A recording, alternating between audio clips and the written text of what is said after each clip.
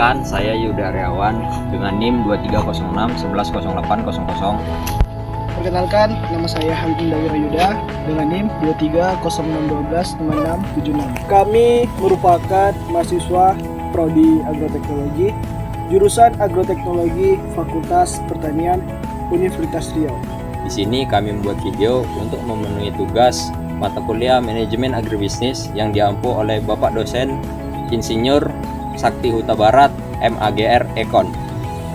Kami mengangkat tema tentang sistem manajemen dan prosedur pemanenan pada industri kelapa sawit. Sebelum memahami proses manajemen secara keseluruhan, penting untuk mengetahui bahwa setiap kegiatan dalam pengelolaan panen di perkebunan tidak bisa berjalan dengan baik tanpa adanya dasar manajemen yang kuat. Dalam operasional, penerapan manajemen terdiri dari 5 fungsi utama yang saling berkaitan dan membentuk satu alur kerja yang utuh. Yang pertama, perencanaan panen atau planning. Ini adalah tahapan awal di mana tujuan ditetapkan dan strategi dirancang untuk mencapai perencanaan yang baik. Yang kedua, pengorganisasian atau organizing. Tahap ini mengatur dan membagi sumber daya baik tenaga kerja, material, maupun keuangan agar dapat digunakan secara optimal sesuai rencana. Ketiga, proses pemanenan atau actuating. Pada fase pelaksanaan ini, rencana yang telah dibuat mulai dijalankan.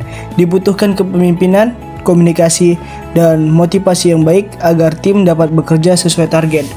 Keempat, ada pengawasan atau controlling. Fungsi ini memastikan seluruh kegiatan berjalan sesuai standar, prosedur, dan rencana yang ditetapkan. Yang terakhir ada evaluasi. Tahap ini menjadi momen untuk menilai hasil, mengidentifikasi faktor pendukung maupun penghambat, serta menyusun langkah perbaikan untuk kedepannya. Setelah mengetahui gambaran umum, selanjutnya kita akan membahas lebih rinci untuk melihat bagaimana penerapannya di lapangan. Pertama, ada tahap perencanaan.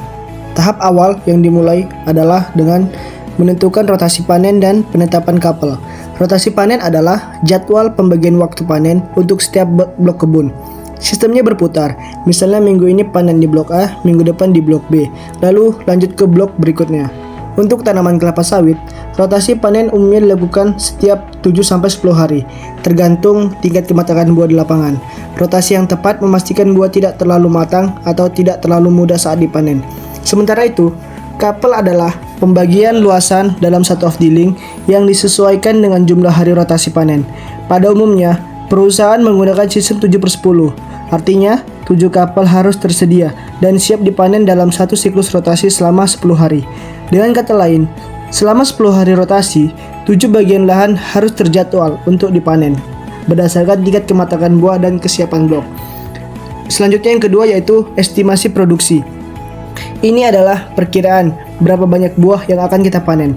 Caranya dengan menghitung buah-buah yang sudah matang di kebun, melihat data-data bulan sebelumnya, dan mempertimbangkan kondisi cuaca. Yang ketiga, kebutuhan tenaga kerja. Kalau sudah tahu estimasi produksi dan kapel, tinggal hitung berapa orang pemanen yang dibutuhkan.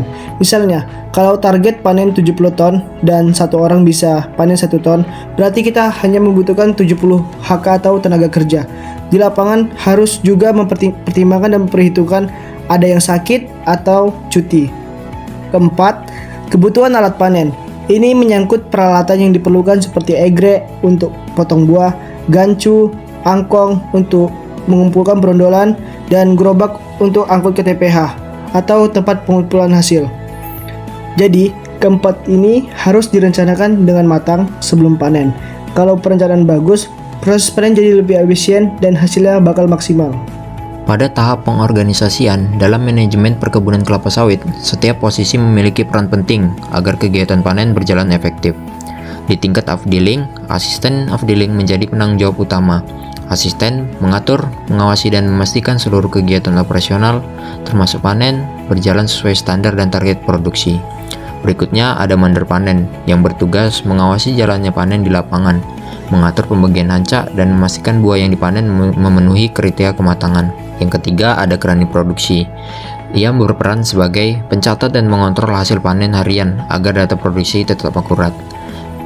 Sementara itu, pemanen menjadi tenaga inti yang memotong dan mengumpulkan tandan buah segar sesuai ketentuan. Selanjutnya ada supir dan pemuat. yang mengangkut buah dari TPH ke pabrik secara aman, cepat, dan tepat waktu. Selanjutnya, ada tahapan pelaksanaan panen, merupakan proses pelaksanaan di lapangan di mana seluruh perencanaan panen dijalankan secara langsung oleh pemanen, mandor, dan tim operasional. Pada tahap ini, kedisiplinan, keterampilan, dan koordinasi sangat menentukan kualitas dan kuantitas hasil panen. Adapun langkah-langkah utamanya sebagai berikut. Yang pertama, apel pagi. Kegiatan awal sebelum memulai pekerjaan, asisten dan mandor memberikan arahan kepada pemanen tentang pembagian ancak, target harian, pengecekan peralatan, serta mengingatkan prosedur keselamatan kerja bagi para pemanen. Yang kedua, kriteria matang panen. Pemanen wajib memahami standar kematangan buah. Biasanya, perusahaan menetapkan 5 brondolan yang jatuh di piringan pokok sudah memasuki kriteria panen. Tujuannya agar buah yang dipanen benar-benar optimal dan tidak ada buah mentah atau lewat matang yang menyebabkan kandungan asam lemak bebas meningkat. Yang ketiga, pemanenan. Pemanenan adalah memotong tandan menggunakan alat seperti egrek. Biasanya alat ini digunakan pada tanaman sawit berumur di atas 8 tahun atau dodos pada saat umur kurang dari 8 tahun, sesuai tinggi pohon. Setiap tandan diturunkan dengan hati-hati untuk mencegah kerusakan buah. Yang keempat, ada penyusunan pelepah di gawangan mati dan dipotong 2-3 potong. Pelepah yang sudah dipotong disusun rapi di antar barisan pohon di gawangan mati. Potongan dilakukan 2-3 bagian agar mudah terdekomposisi menjadi bahan organik. Selain itu, agar tidak mengganggu jalur jalan dan tidak menutupi brondolan jatuh. Yang kelima, ada teknik pemotongan bonggol TBS dengan teknik cangkopet, di mana bonggol buah dipotong berbentuk huruf V agar bonggol tandan mengurangi serapan CPO atau kadar minyak ketika mengolah di PKS. Yang keenam, brondolan dikutip bersih. Semua brondolan yang jatuh harus dikutip satu persatu dan dimasuki ke dalam karung. Pastikan brondol dikutip bersih. Yang ketujuh, pengangkutan TBS ke TPH. Tandan dan brondol yang sudah dipanen dibawa ke TPH dan disusun dengan pola 5x5 sampai 10x10. Tujuannya untuk mempermudah penghitungan jumlah TBS oleh KCS. Yang ke-8, pemberian nomor potong. Setiap tandan diberi nomor potong sesuai identitas pemanen. Tujuannya untuk memudahkan penilaian hasil panen, menghitung premi, dan memastikan tidak ada buah yang tertukar.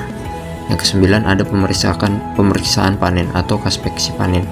Pemeriksaan mutu panen oleh mandor panen atau kerani dilihat apakah buah sesuai kriteria matang, rencakan rapi, brondolan bersih. Selanjutnya adalah pengawasan atau controlling. Pengawasan adalah fungsi manajemen untuk memastikan semua kegiatan berjalan sesuai rencana dan mencapai target. Dalam perkebunan, ada 7 aspek penting yang harus diawasi. Pertama, kualitas panen dan luka potong. Diawasi untuk memastikan hasil panen memenuhi standar dan teknik pemotongan tidak merusak produk. Kemudian ada prestasi pemanen, dievaluasi untuk memastikan setiap pekerja mencapai target produksinya. Kemudian ada losses atau kerugian, dipantau agar pemborosan hasil panen bisa diminimalkan. Selanjutnya ada pengangkutan TBS ke PKS, harus diawasi supaya buah sampai ke pabrik tepat waktu dan dalam kondisi baik. Selanjutnya, kehadiran pemanen, dipantau untuk memastikan ketersediaan tenaga kerja, dan yang tidak kalah penting adalah keselamatan kerja atau K3 untuk mencegah kecelakaan dan melindungi pekerja. Tahap terakhir adalah evaluasi dan pelaporan. Evaluasi dan pelaporan adalah tahap akhir manajemen untuk memastikan hasil kerja dan membuat laporan sebagai dasar pengambilan keputusan. Hal-hal yang perlu dievaluasi adalah yang pertama, rekap produksi, mencatat total hasil panen dalam periode tertentu untuk mengetahui pencapaian target. Yang kedua, evaluasi hasil panen, menganalisis kualitas dan kuantitas hasil untuk memastikan standar terpenuhi. Ketiga, evaluasi kerugian, mengidentifikasi pemborosan atau kerusakan selama produksi agar bisa dikurangi di masa depan.